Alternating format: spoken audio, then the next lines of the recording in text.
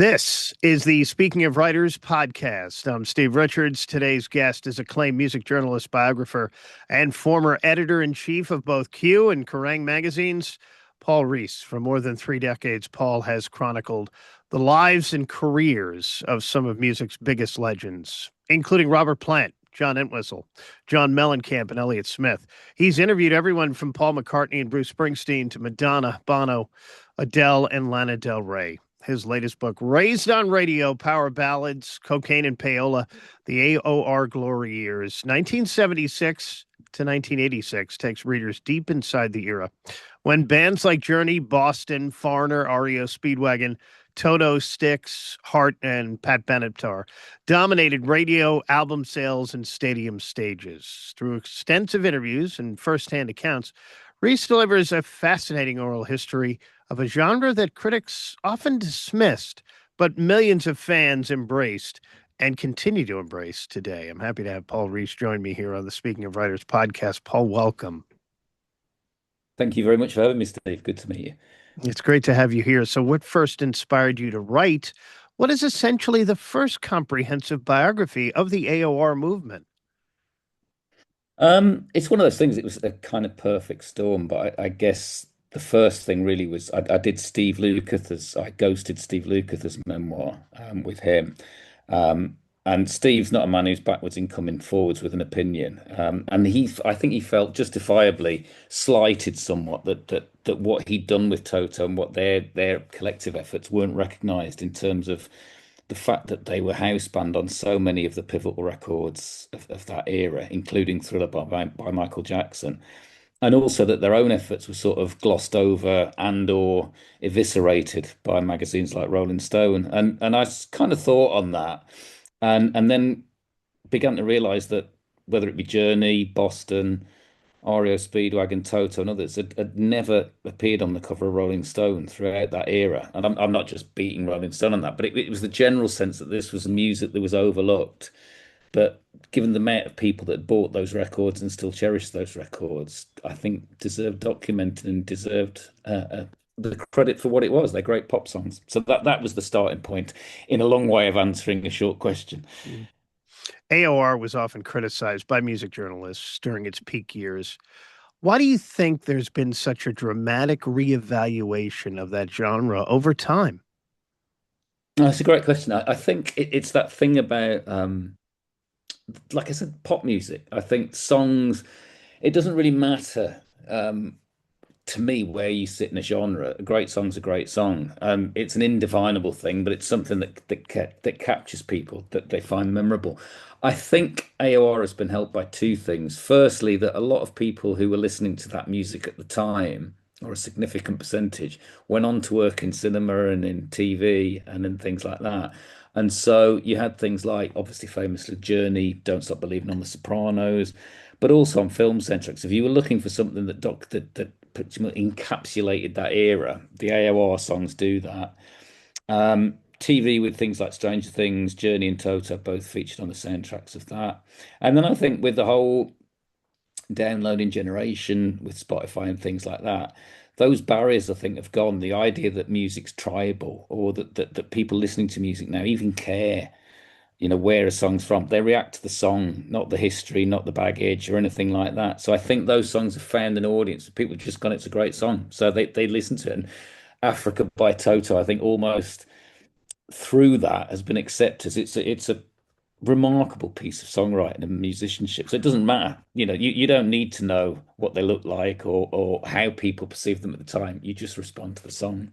Yeah, I remember being at a wedding 4 years ago with some 20 something couples, and we were outside and I started to hear Toto Africa. And I turned to my wife and I said, "Is that Toto Africa?" That was when it was, you know, coming back. It was big again that summer. But yeah, it just fascinated me at that time. These 20-year-olds dancing around to Toto Africa. Yeah, no, I think Africa's almost the perfect barometer for the whole thing because it Yeah. was ridiculed at the time. Even though it Yeah. was a huge record, it was a Grammy-winning record, it was ridiculed. But it sort of found this thing that if you actually I found myself doing it, listening to obviously a lot of this music when I was writing the book, but it captured. I just heard Africa in the car and you suddenly it almost takes you out. You think yeah, it's a great song. I mean, the musicianship on it, the fact that we're doing drum loops at the time before anybody had really done them. But Jeff Porcaro was a phenomenal drummer. That shuffle that he's got in his beat. Luke, there was a guitar player who could play literally anything. Um, and you realise how well crafted it was as a pop song Yeah. almost a perfect 4 minute pop song. So I think that's kind of what's happened to this music. It's almost been reframed as great pop music. The title Raised on Radio immediately evokes nostalgia. How did you settle on that title and what does it represent about the era? Settling on the title was two. I mean, obviously it's the last real Journey album, and I use that term advisedly because Yeah. it was Steve Perry with the band. Was called Raised on Radio, and explicitly because Perry and Jonathan Cain have said, they grew up listening to music on the radio, discovering music on the radio. So it seemed to fit and encapsulate the music that is covered in the book. And also from the same thing from a personal point of view, I can remember going to America for the first time. And if you grew up in England during that whole period, you had radio was medium wave, which meant it was interfered, it was crackly, it was mono, the reception was dreadful usually. So to go to America and hear music that was in FM, crystal clear, and then just the breadth of music you could find on American radio by twisting the dial. I think it's really just evocative of an era, and when music I am of a certain age, and you discovered so much music through the radio. This music included. And I think this music also was perfect for radio and for FM radio. So yeah, I mean, it was a title that well done journey because I think it perfectly sums it all. And didn't get a lot of airplay in the UK at the time, right? Late night only. Oh, virtually none at all. I mean, Yeah. I think I wrote in the intro to the book. Yeah. There was a show, a BBC Radio 1 show called the Friday Night Rock Show, presided over by a kind of mini legend in his own lifetime, a guy called Tommy Vance, who had a very soft voice and an almost pedestrian way of delivering it. But he was the only guy, literally on British radio, who played rock music. And a small portion of that show, every now and again, you'd get a Journey track or a Foreigner track or an REO Speedwagon track. That was it. There was literally no other method of hearing this music rather than walking into a record shop and taking potluck and buying a record. Why did you choose the oral history format rather than the traditional narrative biography?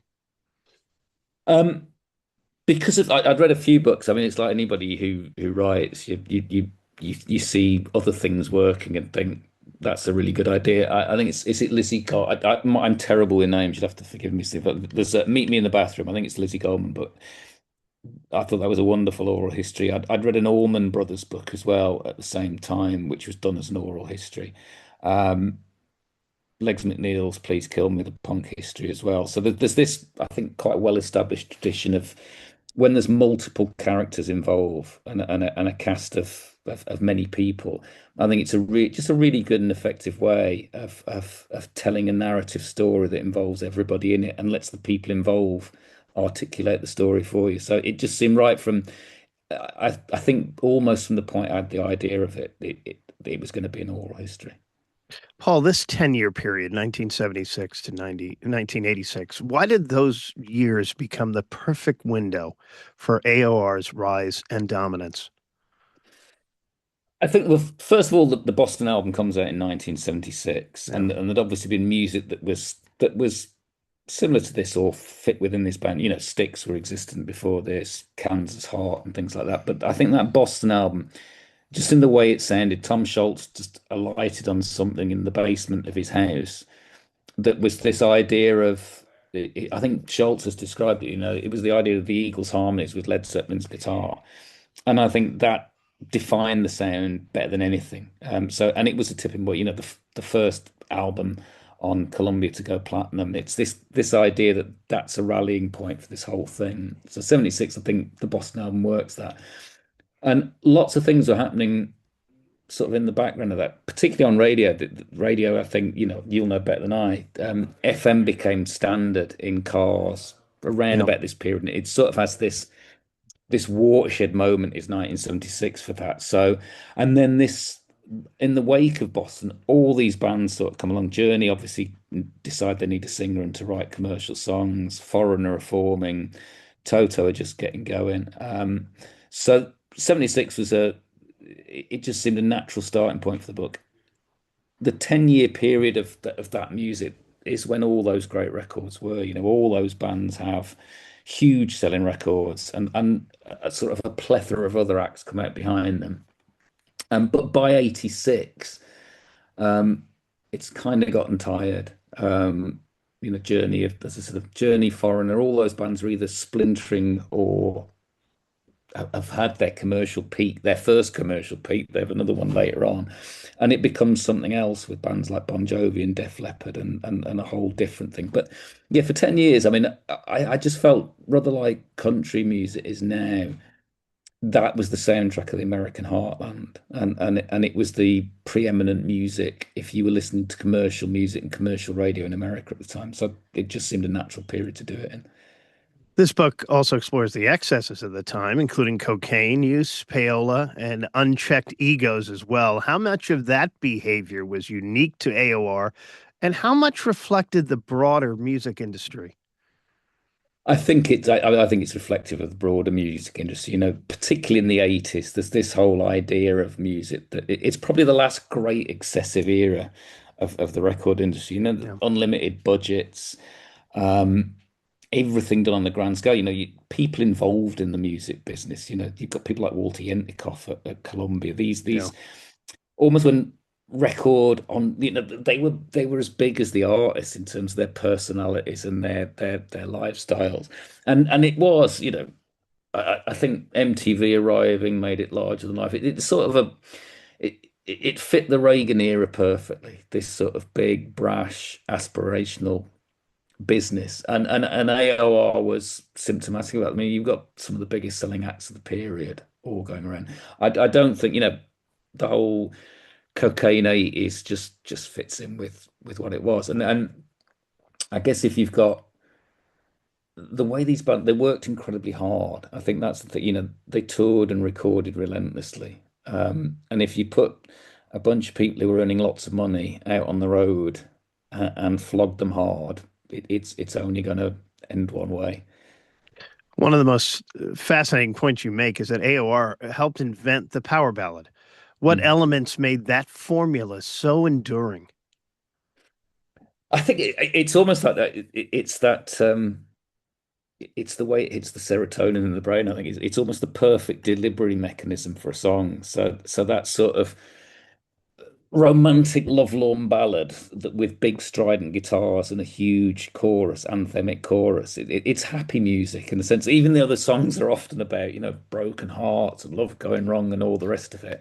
I think if ever there was, it's kind of like disco in terms of the way the big disco hits at the time worked in that sort of making you want to move. Even people like me who have absolutely no sense of rhythm at all.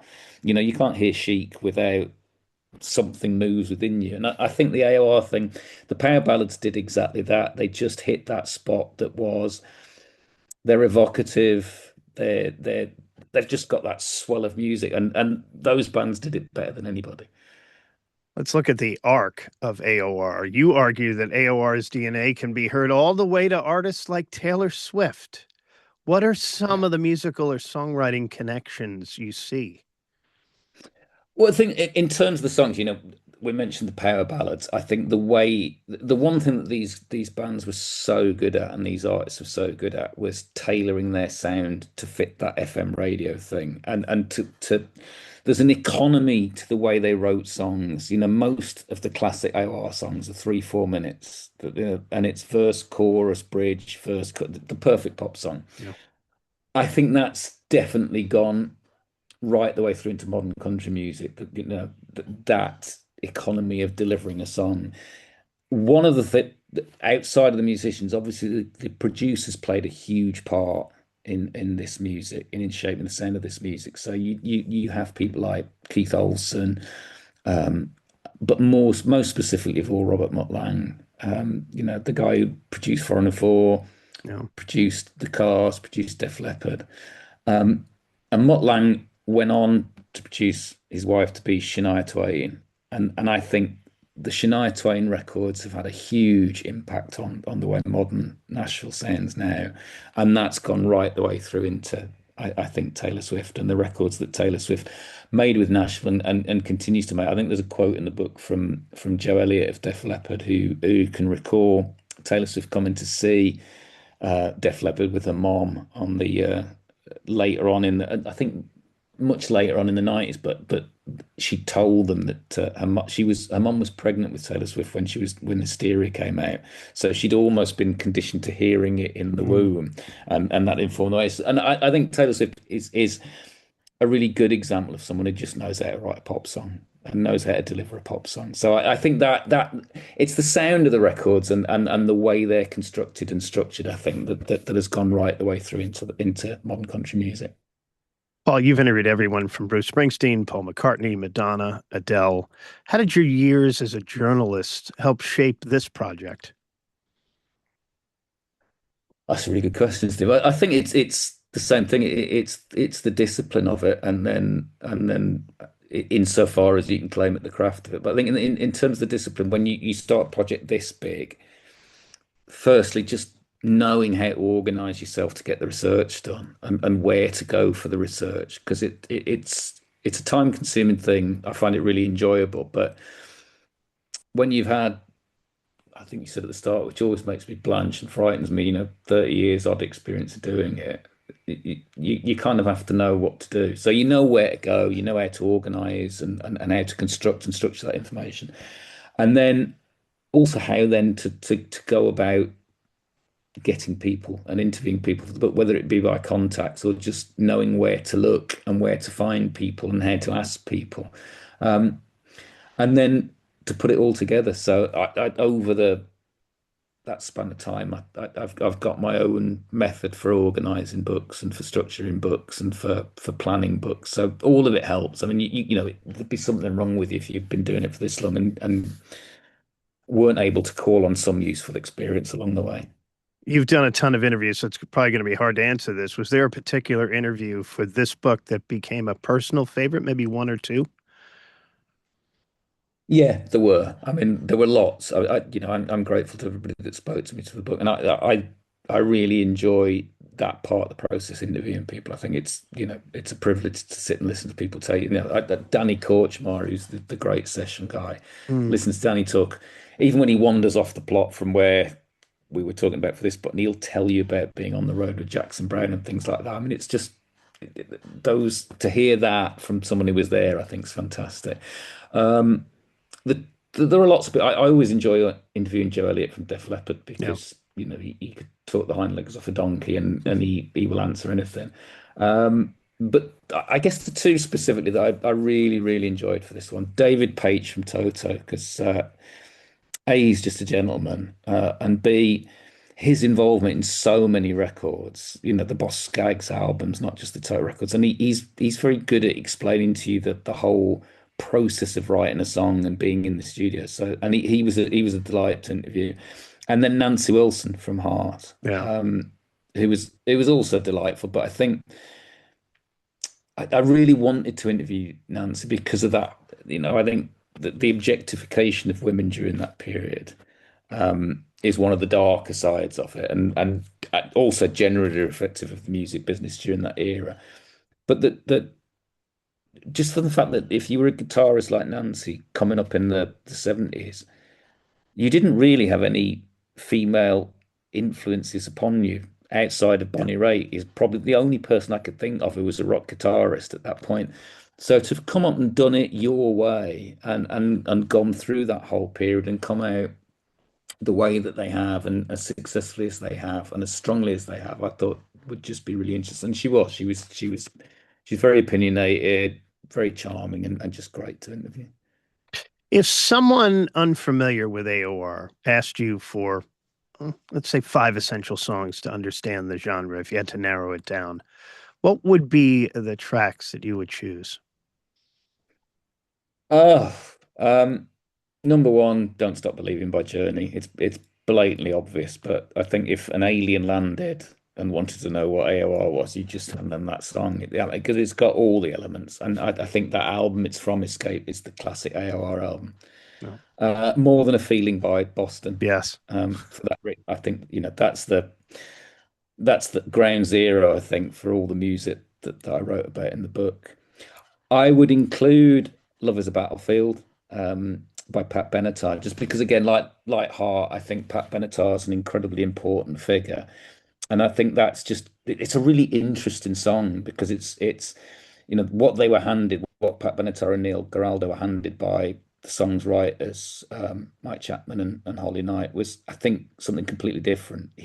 Giraldo put a sort of dance track over it, changed the pacing of it, and turned it into something. I just think it's a brilliant song. Mhm. It's a really inventive, interesting song. Um, I've got two left now, and that's You have which two left. makes it. Heart, maybe? No, I'd go for I'd go Toto. I'd have to have Toto in Toto. I was there, going to and say, I I thought you'd say Toto. Yeah.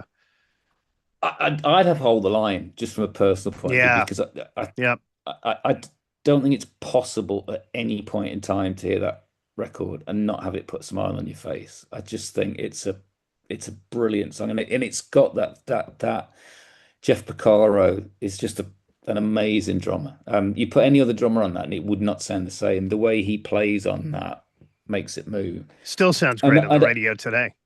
yeah, Yeah. exactly. I don't think you can ever hear it and not think it's a great song. And the same reason, the fifth choice I would have would actually be Brian Adams' Summer of '69. Mm. I interviewed I interviewed Brian and I interviewed Jim Vallance for the book.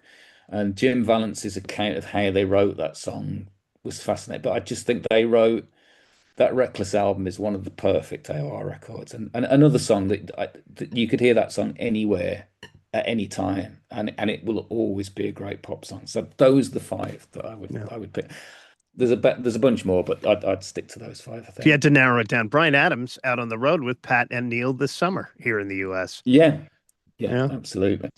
What is next for you? Are there any future writing projects or biographies that you're currently working on and would like to work on? I've just started on a new book. I can't actually that I haven't actually signed in a boring business like fashion. I haven't signed the contracts yet, so I can't articulate what it is just yet. But I've just started on quite a big thing that's very research based with a legendary band. So I'm just getting going on that and thoroughly enjoying that. There's always people that I just love right now. I think we're in a really lucky thing. I've got Substack now, so I do a Substack, and that allows me to warble on about lots of bands that I love. So I've just done a couple of recent things with on Dire Straits and the Police. Both bands, I love both of those bands, Mm. and it's great when you put something like that out there and you get feedback back from people who are also going, I love this, I love that, I love the other. So they're bands like that, I think, that are almost they weren't beloved of critics, but they're great bands and they're beloved bands and they've got that huge, great story. I think that era is just great because I'm not sure there will be bands going forward or somebody who last over that span of time and whose music lasts over that span of time. So yeah, Knopfler, the Police guys, anything like that I find Yeah. interesting and rewarding. Over the weekend, I just started going back and listening to the Police catalog. So one by Yeah. one, just still sounds great. So great. Yeah. Yeah, I mean, it's the same thing. It's just brilliant songwriting and Oh, great yeah. musicians. He is Paul Rees, the new book, Raised on Radio, Power Ballads, Cocaine and Payola, the AOR Glory Years, 1976 to 1986, is available now wherever books are sold. It's a fascinating and entertaining look at one of the most commercially successful and often misunderstood eras in rock history, featuring the voices, stories, triumphs, and excesses of the artists who created the soundtrack of a generation. Paul, thank you for joining me. Thank you very much for having me, Steve. Been a pleasure. And thank you for watching and for listening to the Speaking of Writers podcast. You can find Speaking of Writers on Spotify, Apple, and YouTube, and wherever you get your podcasts. I'm Steve Richards. I will talk to you again next time.